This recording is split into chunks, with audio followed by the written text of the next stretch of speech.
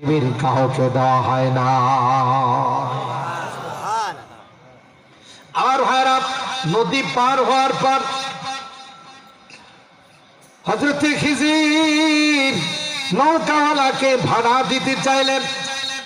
কষ্ট করে তুমি আমাদেরকে পার করছো। নৌকাওয়ালা কয়, হুজুর ভাড়া দিয়ে লজ্জা দিয়েন না, আপনি আমার নৌকায় ভ্রমণ করেছেন, এটা তো আমার কপাল। কথা বলেন ঠিক?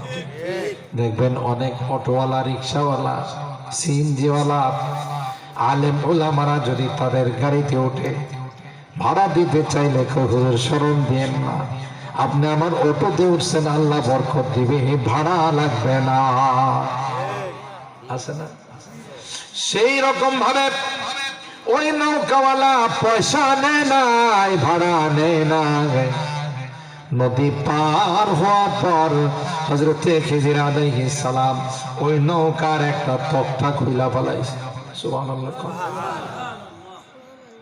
মুসা নবী তো এই প্রশ্ন শুরু করে দিয়েছে, হুজুর উস্তাদজি কাজটা তো ঠিক হলো না, এবারে আমাদেরকে এবারটা পার করে দিল নদীটা, পয়সা নিল না, আপনি উপকারটা এটাই করলেন, এর একটা তক্তা খুলে ফেলাইছেন, এখন নদীতে চলবে কেমন করে? খিজির আলাইহিস সালাম কয়, কেন তক্তা না থাকলে নৌকা চলে না? কেমনে চলবে? পানি ঢুকে যাবে। হযরত খিজির বলেন, মুসা তুমি যখন দুনিয়াতে আসছিলে তখন যুগটা ছিল ফেরাউনের যুগ।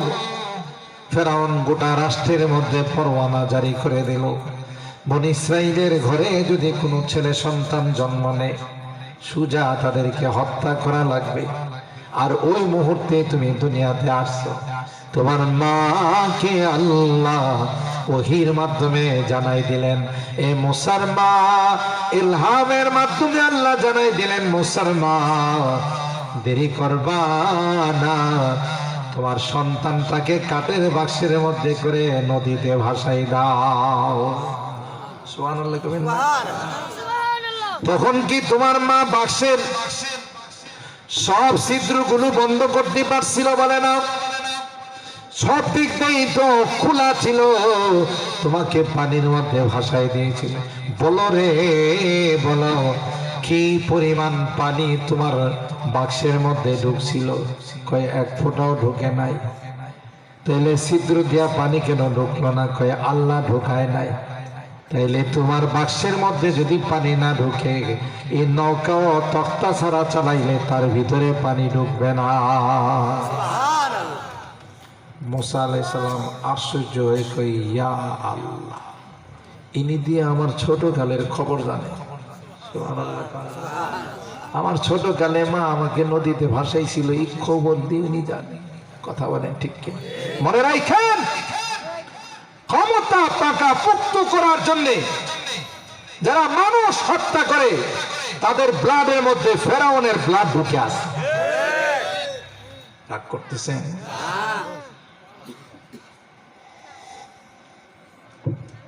ফেরাউন তার ক্ষমতাকে টিকিয়ে রাখার জন্য লক্ষ লক্ষ বনী ইসরাইলের ছেলে সন্তানদেরকে হত্যা করেছিল। শেষ পর্যায়ে নিজেই পানিতে ডুবে মারা গেল। কথা কয় না, শেষ রক্ষা হয় নাই। বর্তমান বিশ্ব কিয়ামত পর্যন্ত যারা ক্ষমতা টিকিয়ে থাকার জন্য, ক্ষমতা টিকিয়ে রাখার জন্য মানুষ হত্যা করবে, নির্বিচারে গুলি করবে, আয়না ঘরে ঢুকাবে, ফাঁসির কাস্টে ঝোলাবে, মনে রাখবেন এদের ব্লাডের মধ্যে ফেরাউনের ব্লাড আছে। মিলে না? মিলে না? কথা বলেন ঠিক কি? আর হারাম হযরত মুসা পয়গম্বরকে খিজির বলেন, তখন যদি তোমার বাক্সের মধ্যে পানি না ঢুকে,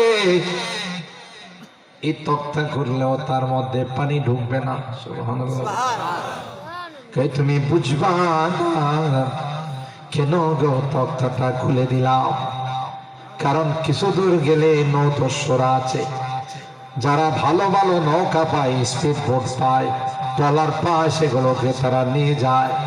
সেই জন্য একটা তক্তা খোলার কারণে তার এই নৌকাটা নদস্যুরা ডাকাতরা নিবে না, তার নৌকাটা থেকে যাবে, ভবিষ্যতে আবার এটা দেয়া রোজি রোজগার করতে পারবে।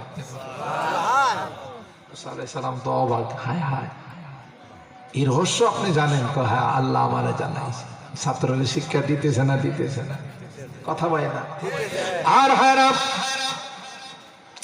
আরেকটু সামনে অগ্রসর হওয়ার পর দেখি সুন্দর ফুটফুটে একটা বাচ্চা অন্য বাচ্চাদের সঙ্গে খেলাধুলায় লিপ্ত।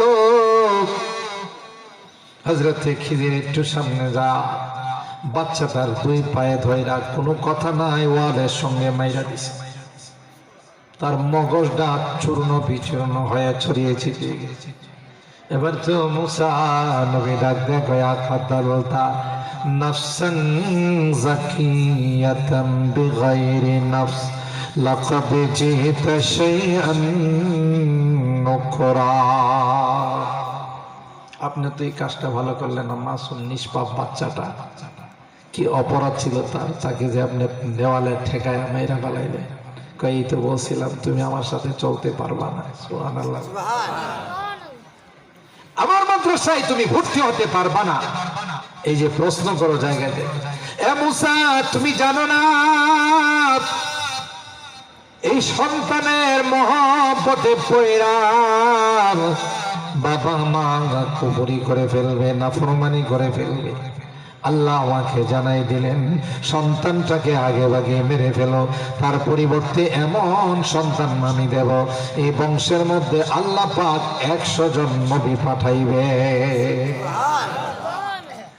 আমার ভাইরা, হযরত খিজির আলাইহিস সালামের কাছে আল্লাহ পাক মুসা নবীকে ইলমি দ্বীন অর্জন করার জন্য সাইয়েদনা হযরত আদম, মাটির আদম, আল্লাহ তাকে আসমানি কিতাবের ইলম শিক্ষা দিলেন, সমস্ত ফেরেশতাদের উপরে তার মর্যাদা বাড়াই দিলেন। সুবহানাল্লাহ। এটা এমন এক বিদ্যা যে বিদ্যা যারা অর্জন করে তাদের মর্যাদা কমে না, বাড়ে। আপনারা যারা এই মাদ্রাসাগুলোকে ভালোবাসেন, এই মাদ্রাসাগুলোকে হাফিজি কোরআনদেরকে মহব্বত করেন, আল্লাহর কসম কিয়ামতের কঠিন ময়দানে যেদিন আপনার সন্তান আপনাকে একটা নেকি দিয়ে সাহায্য করবেন, আল্লাহু আকবার বলে, প্রিয়তমা স্ত্রী আপনাকে স্বামী বলে স্বীকার করবে না, বন্ধু বন্ধুকে স্বীকার করবে, আল্লাহর কসম এই হাফেজে কোরআন গুলো আল্লাহর কাছে বলবে, আল্লাহ এই এলাকার মানুষগুলো মাদ্রাসাকে দিল দিয়ে কলব দিয়ে ভালোবাসত, আমাদের মাদ্রাসায় দান খায়রাত করেছেন, মাদ্রাসার প্রতি খেয়াল রাখছেন। আজকে গুনার কারণে তাদেরকে জাহান্নামে দেখা যায়, গুনার কারণে আগুনে দেখা যায়। আল্লাহ যতক্ষণ পর্যন্ত তাদের জান্নাতের ফয়সালা না হবে ততক্ষণ পর্যন্ত তোমার আদালত ছেড়ে যাব না। আল্লাহু আকবার। ইয়াউমা ইয়াফিরুল মারউ মিন আখিহি ওয়া উম্মিহি ওয়া আবিহি ওয়া সাহিবাতিহি ওয়া বানি লিকুল্লি ইমরিইন মিনহুম ইয়াউমাইদিন শা'নুন ইউগনি। কেউ কাজে লাগে। এই যে হাফেজ গুলোরে পাগড়ি দিয়েছেন, কম পক্ষে এমন 10 জন মানুষকে এক একজন হাফেজ সুপারিশ করে আল্লাহর জান্নাতে নিয়ে যাবে যাদের উপরে জাহান্নাম ওয়াজিব হয়ে গেছে। সুবহানাল্লাহ। একজন আলেম যদি হয় মাদ্রাসার বড় হুজুর, তার জন্য কোনো দল বিশেষ সংখ্যা থাকবে না, ঠিক কিনা বলেন? তিনি যত ইচ্ছা তত সুপারিশ করে আল্লাহর জান্নাতে নিয়ে যাবে। তাইলে মাদ্রাসাগুলোকে ভালোবাসার দরকার আছে না নাই? ভালোবাসলে লাভ না লস? কবরে আল্লাহ কোরআনকে সঙ্গী বানাই দিবেন, কবরে আল্লাহ হাফেজে কোরআনের সুপারিশ নসিব করে দিবেন, আলেমের সুপারিশ নসিব করে দিবেন। এই জন্য আমার ভাইরা, শেষ কথা, যতদিন বেঁচে থাকবো ততদিন কোরআনের মাদ্রাসাগুলোকে মহব্বত করব। রাজি আছেন? হাত তুলেন, হাত তুলেন, হাত তুলেন। আল্লাহ গভীর রজনীতে আমরা তোমার কাছে হাত তুলে ওয়াদা করতেছি, যতদিন বেঁচে থাকবো ততদিন কোরআনের মাদ্রাসার সঙ্গে সম্পর্ক রাখবো। সুবহানাল্লাহ। হাত নামান, আল্লাহ আমাদের হাত কবুল করো। বিরোধিতা করেন না। পৃথিবীর ইতিহাস বলে যারা এই কোরআনের বিরোধিতা করছে, ইসলামের বিরোধিতা করছে, তাদের কপালে জুতা ছাড়া কিছুই মিলে নাই। ইন্টারন্যাশনাল হারামজাদা নমরুদ বাংলাদেশের প্রেসিডেন্ট ছিল না, গোটা পৃথিবী বলে না, গোটা বিশ্বের বাদশা ছিল হারামজাদা নমরুদ। কপালে শেষ পর্যন্ত কি জুটছে সবাই কয় না, জুতা। জুতা ছাড়া কিছুই মিলে নাই। লোক বেতন দিয়ে রাখছে জুতা পিটানোর জন্য। জিজ্ঞাসা যুবকরে বলে, তুই কি চাকরি করবি? স্যার কি চাকরি কর? শুধু আমার জুতা দিয়ে পিটাইবি। চিন্তা করছেন, যুবকে হেরে জুতা দিয়ে পিটা। একদিন ফেরা নমরুদ ধমক দিয়ে, বেতন দিয়ে আমি থাকা খাওয়া আমার, বোনাস আমার, তুই আস্তে পিটাস না, জোরে পিটন দিতে পারিস না। চিন্তা করছেন, হ্যাঁ জুতার পিঠা জোরে খাবে। চাকরে খাদেমে বলল যে জুতার দোকানে গিয়ে অর্ডার দিছে, ভাই আমার এক জোড়া জুতা বানাই দিবেন জাপানি সোল দিয়া। চাইনা না, জাপানি সোলগুলো খুব মজবুত হয়, একবার দিলে যেন হের কাম শেষ হয়। আয়সা এমন জোরে হের মাথায় মারছে, মাথা দুই ভাগ। কথা বলেন ঠিক কিনা? কি দিয়ে আল্লাহ শেষ করছে? আবু জাহেল মক্কার সবচেয়ে বড় লিডার ছিল। কোরআনের বিরোধিতা করার কারণে, নবীর বিরোধিতা করার কারণে পৃথিবীর সবচেয়ে বড় টয়লেটটা পাইছে। কথা কয় না? যারা হজ উমরা করতে গেছে, আবু জাহেলের বাড়িতে যে টয়লেট, একসাথে ৩-৪ হাজার মানুষ পেশাব পায়খানা করতে পারে। যে দেশ থেকে যারা হজ উমরা করতে যায়, গেলে জিজ্ঞাসা করে আবু জাহেলের বাড়িটা কোন দিকে, কি করবে? কহের মাথায় একটু পেশাব করবে। কথা কয় না? কেন কেন? আবু জাহেল তো কম বুদ্ধিমান ছিল না। আবু জাহেল তো অনেক বড় পাওয়ারফুল নেতা ছিল। যেদিন থেকে কোরআনের বিরোধিতা করছে, আবুল হিকাম নাম পরিবর্তন হয়ে আবু জাহেল। কথা বলেন ঠিক?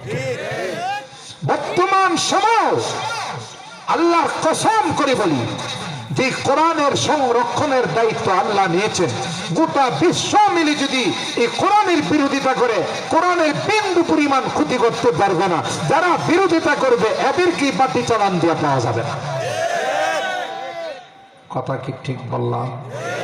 বিগত দিনে যারা কোরআনের মাদ্রাসাকে সন্ত্রাস বা জঙ্গি প্রজনন কেন্দ্র, মৌলবাদ, সন্ত্রাসীদের আস্তানা বলে উপহাস করছে, এখন বাটি চালান দিয়ে কাউকে পাওয়া যাবে?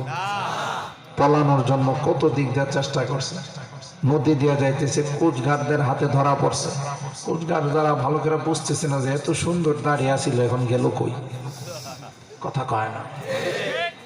তো ধরে পালাইছে, চেহারা তো আর পাল্টাইতে পারবো না। ধরার পরে কই, শুধু আমারে দেখলেন, পাশে যে আরেকটা আছে ওইটারে দেন না। কথা কয় না? ধরা পড়ছে না? পড়ছে না? কোরআনের বিরোধিতা করার কারণে এখন যখন হাইকোর্টে, আদালতে যখন ওঠানো হয়, তো পচা ডিম খায়। কথা কয় না? শুধুমাত্র কেবলমাত্র কোরআনের বিরোধিতা করার কারণে ভয়াবহ পরিণতি হয়েছে। কিয়ামত পর্যন্ত যারা এই কোরআনের বিরোধিতা করবে, ইসলামের বিরোধিতা করবে, তাদের কপালে জুতা ছাড়া কিছু মিলবে না। আমি আপনি পক্ষে থাকলে লাভ, বিপক্ষে গেলে লাভ। পরিষ্কার কথা। কিয়ামত পর্যন্ত এই কোরআনের মাদ্রাসা বিরোধিতা করবে, তার ক্ষতি হবে। দায়িত্ব নিয়েছেন কে? জোরে বলেন। खुर्शीद बीन अहमद का आलम के उफुक पर चमकेगा। कोई दिनेरी सूर्य गोटा विश्वेर मध्य चमकाइते थाके। ये नूर हमेशा चमका के, ये नूर हमेशा चमका के, ये नूर बराबर चमकेगा। इल्म हुनर का गहवार तारीख से ही पारा है। हर फूल हाय के सोना है हर सर्व यहाँ में नारा है अल्लाह अकबर को सारे हाथ दब जाते तूफान यहाँ रुक जाते हैं বহু ষড়যন্ত্র হয়েছে ফেরাউন করছে নমরুদ করছে আবু জাহেল করছে কোরআনকে দমাইতে পারছে আমাদের যারা ষড়যন্ত্র করছে উপহাস করছে এতে কি কোরআনের মাদ্রাসা